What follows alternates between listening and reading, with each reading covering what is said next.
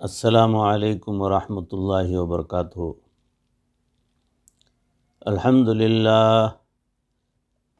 للہ وکفا وسلام علی عبادہ الذین اصطفى والتقى والعفاف والغنى اما بعد فقد قال اللہ تبارک وتعالی فی القرآن المجید والفرقان الحمید۔ فاعوذ باللہ من الشیطان الرجیم، بسم اللہ الرحمن الرحیم۔ قد نرى تقلب وجهك في السماء، صدق اللہ مولانا العظیم۔ اللہم صل علی سیدنا و مولانا محمد وبارک وسلم کما تحب وترضى عدد ما تحب وترضى۔ محترم و مکرم ناظرین، حاضرین، سامعین، بھائیوں، بزرگوں اور دوستوں، معزز خواتین، ہماری ماں بہنوں، تصوف کے عنوان سے جو سلسلہ چل رہا ہے اس میں موضوع چل رہا ہے ولادت النبی صلی اللہ علیہ وسلم۔ اسی موضوع کی اگلی کڑی سماعت فرمائیں کہ حضرت حلیمہ رضی اللہ تعالی عنہا کہتی ہیں کہ میں نے گاؤں میں ایسا بچہ نہیں دیکھا جیسے محمد الرسول اللہ صلی اللہ علیہ وسلم جیسا۔ بی بی آمینہ فرماتی ہیں کہ میں نے شہروں میں ایسا بچہ نہیں دیکھا۔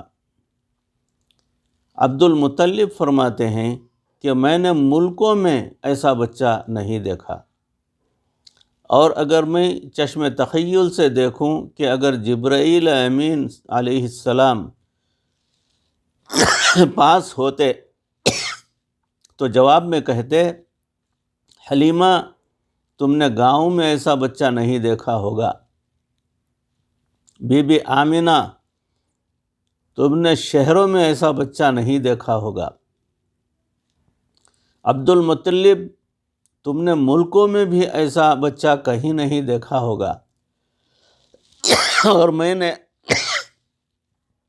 میں نے پوری کائنات میں کہیں کوئی ایسا چہرہ نہیں دیکھا۔ اگر جبرائیل علیہ السلام یہ کہتے تو میرا تصور بھی یوں کہتا ہے، حلیمہ آپ نے کہا میں نے گاؤں میں ایسا بچہ نہیں دیکھا، بی بی آمینہ آپ نے فرمایا میں نے شہروں میں ایسا بچہ، ایسا چہرہ کہیں نہیں دیکھا، عبد المطلب نے فرمایا میں نے لاکھوں میں ایسا چہرہ کہیں نہیں دیکھا، اور جبرائیل علیہ السلام نے فرمایا میں نے پوری کائنات میں ایسا بچہ اور ایسا چہرہ کہیں نہیں دیکھا۔ تو اللہ رب العزت اس وقت یوں فرماتے ہیں، میں خود مخلوق کو پیدا کرنے والا ہوں، میں نے پوری مخلوق میں کوئی ایسا چہرہ نہیں دیکھا۔ سبحان اللہ، سبحان اللہ، ماشاء اللہ۔ واللیل سیاہی زلفوں کی چہرہ والضحیٰ ان کا، سارے جہاں کے پیارے ہیں آپ، محب ہیں خدا اس کا، رب نے بنایا جب ان کو خود آپ کہا سبحان اللہ۔ نبی صلی اللہ علیہ وسلم کبھی اپنا چہرہ آسمان کی طرف اٹھاتے تھے، اللہ تعالیٰ فرماتے ہیں میرے حبیب قد نرى تقلب وجهك في السماء، آپ آسمان کی طرف دیکھتے تھے اور ہم آپ کے محبوب چہرے کی طرف دیکھتے تھے۔ سبحان اللہ، سبحان اللہ۔ جب بچہ ماں سے رخصت ہونے لگتا ہے تو وہ اسے دعائیں دیتی ہیں۔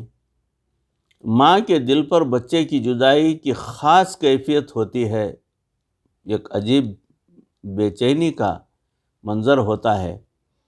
چنانچہ بی بی آمینہ کے دل سے دعائیں نکلیں یہ ماں کی دعائیں بڑی نعمت ہوتی ہیں۔ آئیے تاریخ پر نظر ڈالیے، پہلے بھی ایسا ہوا کہ ماؤں نے اپنے بچوں کو دعاؤں سے رخصت کیا، نتیجہ کیا نکلا؟ ذرا قرآن سے پوچھئے۔ بی بی ہاجرہ کو سیدنا ابراہیم علیہ السلام نے فرمایا کہ بچے کو تیار کر دو، کسی بڑے سے ملنا ہے۔ بی بی ہاجرہ بچے کو نہلاتی ہیں، کپڑے پہناتی ہیں اور اپنے خاوند کے ساتھ ان کو روانہ کرتی ہیں۔ ماں دعاؤں کے ساتھ روانہ کر رہی ہیں۔ جب بچہ چلا تو اسماعیل تھا، اور جب لوٹ کر واپس آیا تو ذبیح اللہ بن چکا تھا۔ سبحان اللہ، یہ ماں کی دعائیں ہوتی ہیں۔ سیدنا موسیٰ علیہ السلام کی والدہ اپنے بچے کو ایک چھوٹے سے بکسے میں ڈال کر پانی میں بہا دیتی ہیں فرعون کے ڈر سے۔ ماں کے دل پر کیا گزر رہی ہوگی، ماں کتنی دعائیں دے رہی ہوں گی، لیکن ماں نہیں جانتی یہ میرا بیٹا آج مجھ سے رخصت ہو رہا ہے تو یہ موسیٰ ہے، اور جب لوٹ کر واپس آئے گا تو اللہ تعالیٰ وہ مقام دے گا کہ یہ کلیم اللہ بن چکا ہوگا۔ سبحان اللہ۔ حضرت عبد المطلب جب اپنی ماں سلمہ کے پاس رہتے تھے تو اس وقت ان کا نام شیبہ تھا۔ جب ان کے چچا لینے گئے تو سلمہ نے رو کر اور دعائیں دے کر اپنے بیٹے کو رخصت کیا۔ اللہ کی شان دیکھیں کہ جب بیٹا ماں کے پاس سے چلا تو شیبہ تھا، اور جب مکہ مکرمہ پہنچا تو اللہ نے وہ مقام دیا کہ والی بیت اللہ بن گیا۔ سبحان اللہ۔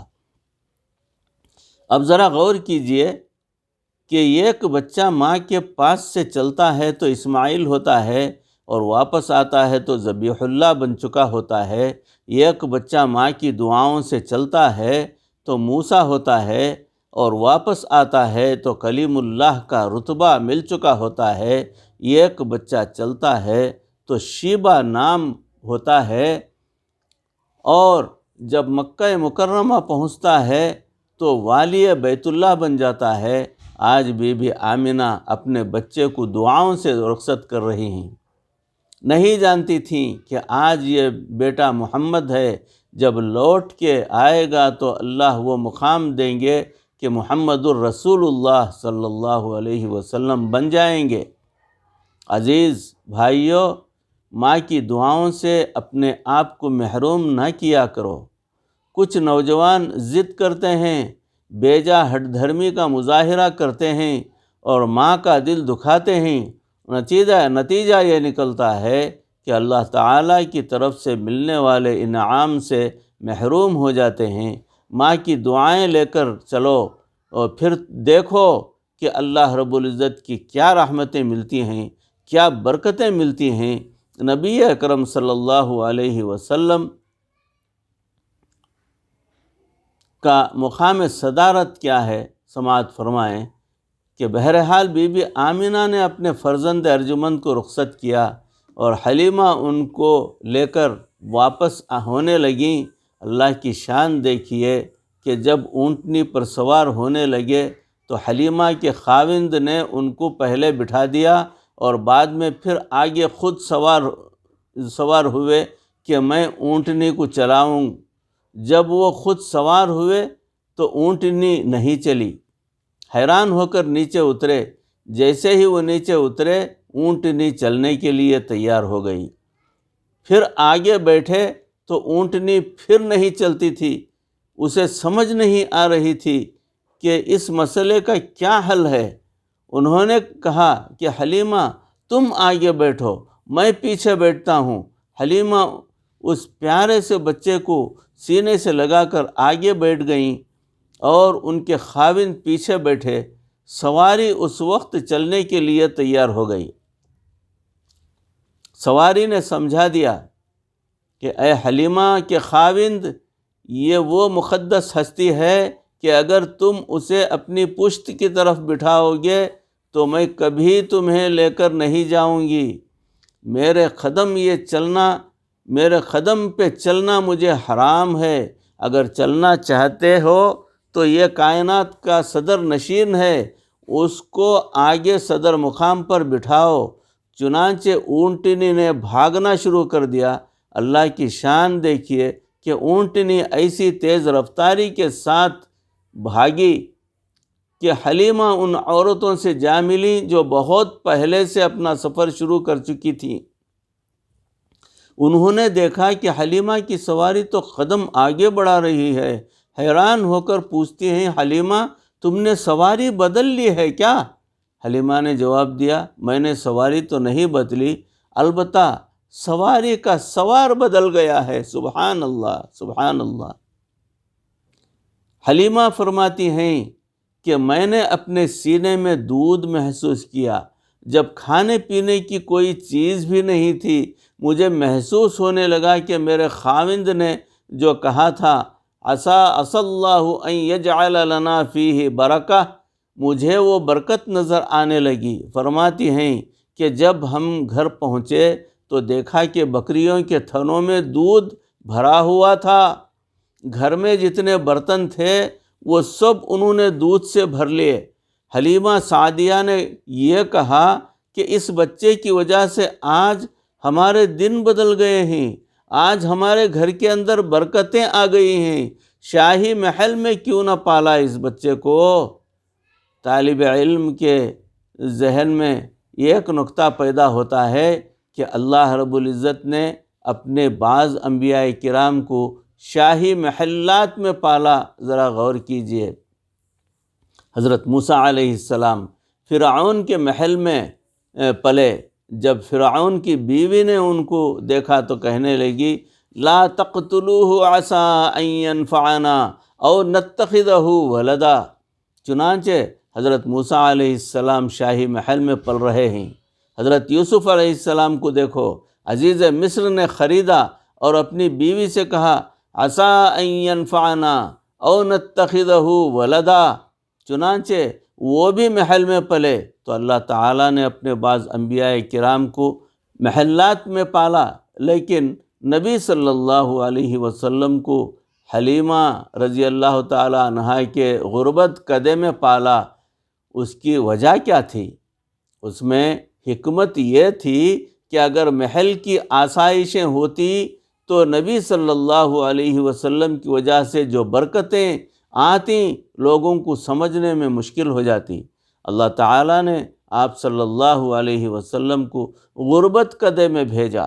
بکریوں کے تھنوں میں دودھ نہیں تھا، ماں کی چھاتی میں دودھ نہیں تھا، پریشان حال ہیں۔ اگر نبی صلی اللہ علیہ وسلم کی تشریف آوری سے حالات بدلے تو دنیا نے تسلیم کر لیا کہ دیکھو، جو لکھ بھی نہیں رکھتے تھے آج اللہ نے ان کو لاکھ والا بنا دیا۔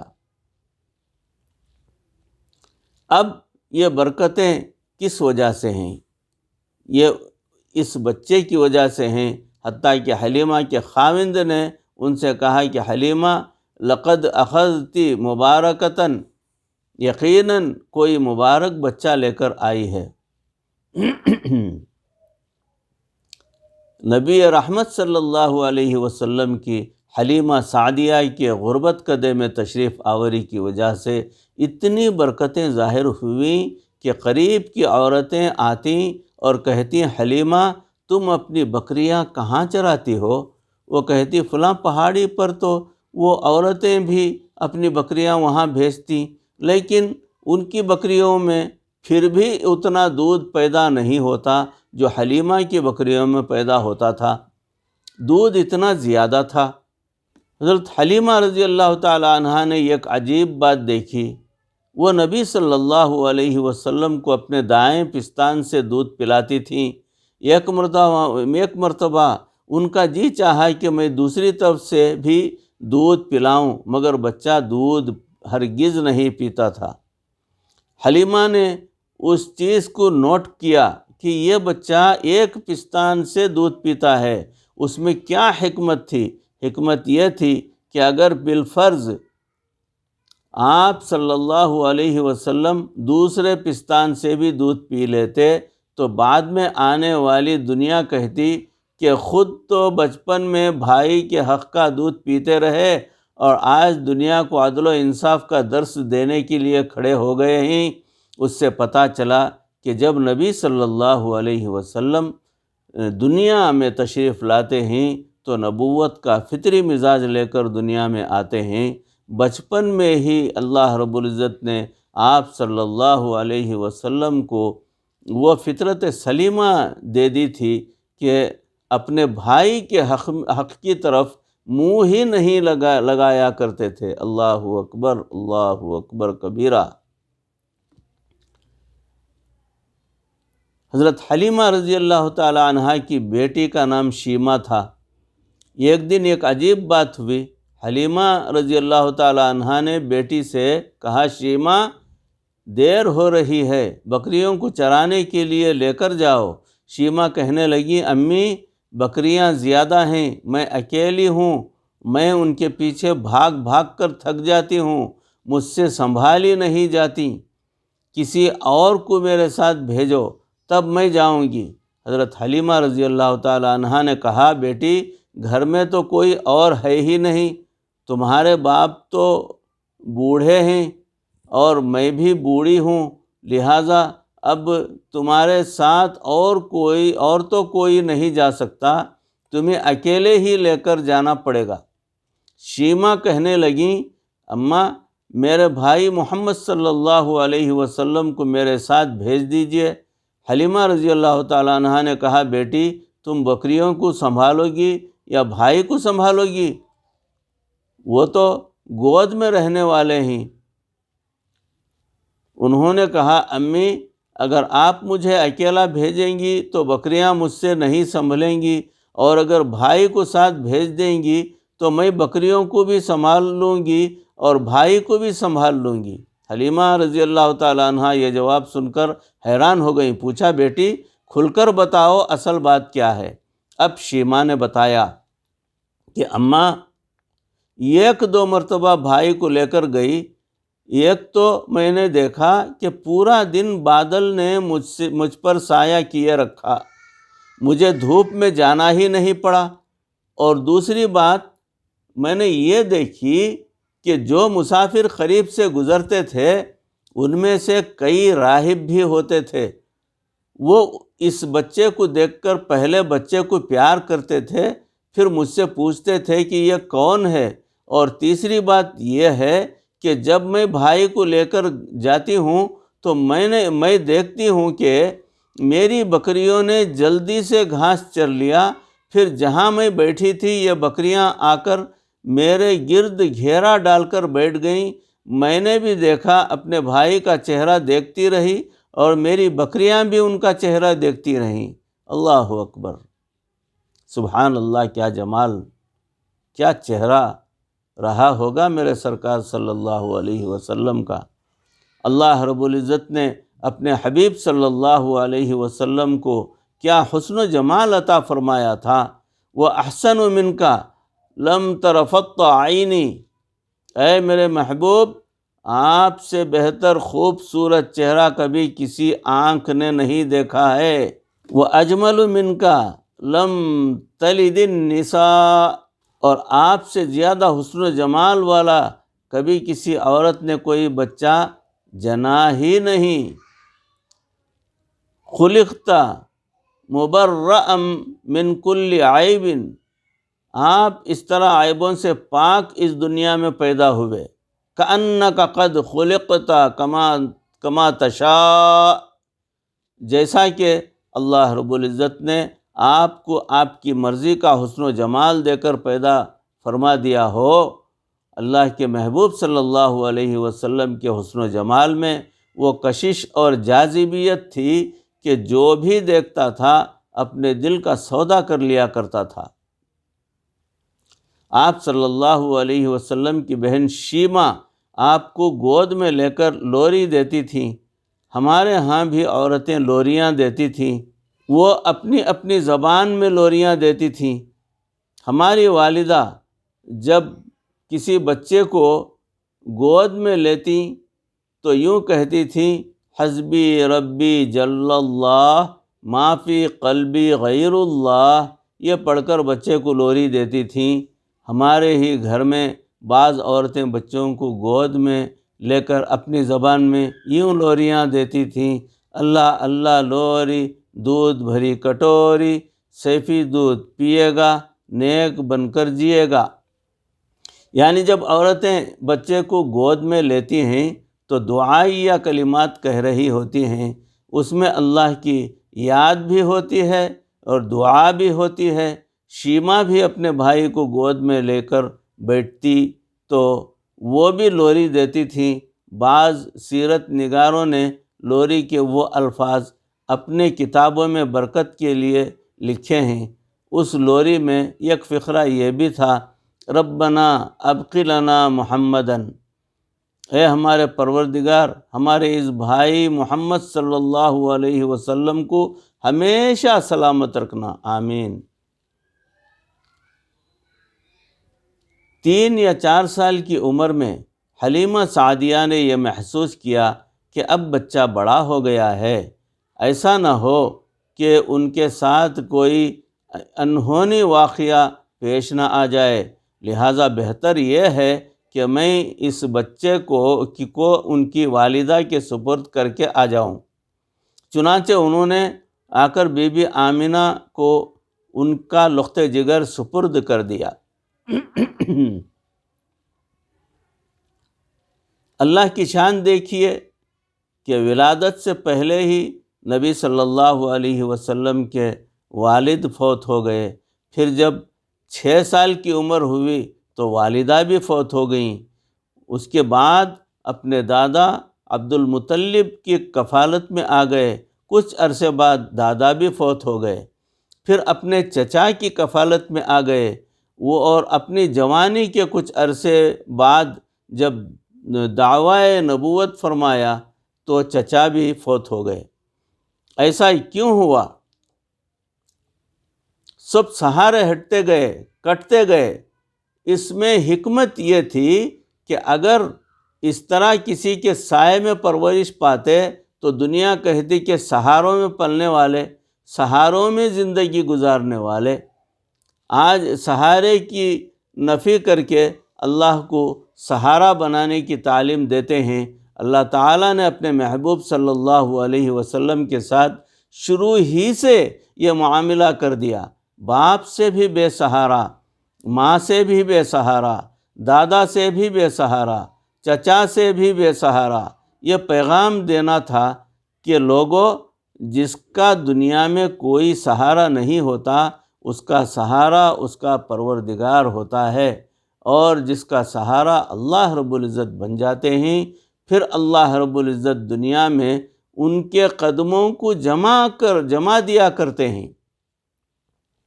الم یجد کا یتیماً فآوا، اللہ تعالیٰ ارشاد فرماتے ہیں، الم یجد کا یتیماً فآوا، کیا ہم نے آپ کو یتیم نہ پایا، کہ ہم نے آپ کو ٹھکانہ نہ دیا؟ یہ لفظ تو تھوڑے سے ہیں لیکن ان میں حقیقت بہت بڑی ہے۔ حقیقت کیا ہے؟ وہ یہ کہ آپ یتیم تھے، ہم نے ٹھکانہ دیا۔ آپ صلی اللہ علیہ وسلم بے سہارا تھے، ہم نے آپ کو سہارا دیا۔ آپ صلی اللہ علیہ وسلم غربت قدے میں پیدا ہوئے، ہم نے آپ کو فاتح مکہ بنا دیا۔ جب آپ صلی اللہ علیہ وسلم پیدا ہوئے تھے اس وقت گھر میں چراغ جلانے کے لیے تیل بھی نہ تھا، اور ہم نے آپ صلی اللہ علیہ وسلم کو ایسا بنا دیا کہ آپ کی برکت کی وجہ سے پوری دنیا میں ہدایت کا نور پھیل گیا۔ آوا کا لفظی مطلب ہے ٹھکانہ دینا، چنانچہ اللہ تعالیٰ صحابہ کرام کو فرماتے ہیں، وَاذْكُرُوا اِذْ أَنْتُمْ قَلِيلٌ، اور یاد کرو اس وقت کو جب تم تھوڑے تھے، مُسْتَضْعَفُونَ فِي الْأَرْضِ، زمین پر بڑے کمزور تھے، تخافون، تم ڈرتے تھے، اَن يَتَخَلَّفَكُمُ النَّاسِ، کہ لوگ تمہیں کہیں اچک نہ لیں، فآواکم، اس اللہ تعالیٰ نے تمہیں ٹھکانہ دیا۔ یہاں ٹھکانے سے مراد یہ ہے کہ صحابہ کو مکے سے مدینہ بلایا اور مدینہ میں لا کر ان کے قدموں کو جما دیا۔ اللہ تعالیٰ فرماتے ہیں الم یجد کا یتیماً فآوا، کیا ہم نے آپ کو یتیم نہ پایا اور ہم نے آپ کو ٹھکانہ نہ دیا؟ یعنی ہم نے آپ کے قدم جما دیے، ہم نے آپ کو دنیا اور آخرت کی سرخروئی عطا فرما دی، ہم نے آپ کے ذکر کو بلند کر دیا۔ کیسا ذکر بلند ہوا؟ سبحان اللہ، وہ ہیں بے شک بشر لیکن تشہد میں، اذانوں میں، وہ ہیں بے شک بشر لیکن تشہد میں، اذانوں میں، جہاں دیکھو خدا کا نام کے بعد، جہاں دیکھو خدا کے نام کے بعد ان کا نام آئے۔ سبحان اللہ، اس میں ایک پیغام پوشیدہ ہے کہ اے دنیا کے غریبوں، دنیا کے بے سہارا لوگوں، دنیا کے محروم لوگوں، دنیا میں اپنے آپ کو یتیم کہلانے والے لوگوں، تمہارے سر پر شفقت کا ہاتھ رکھنے والا کوئی نہیں۔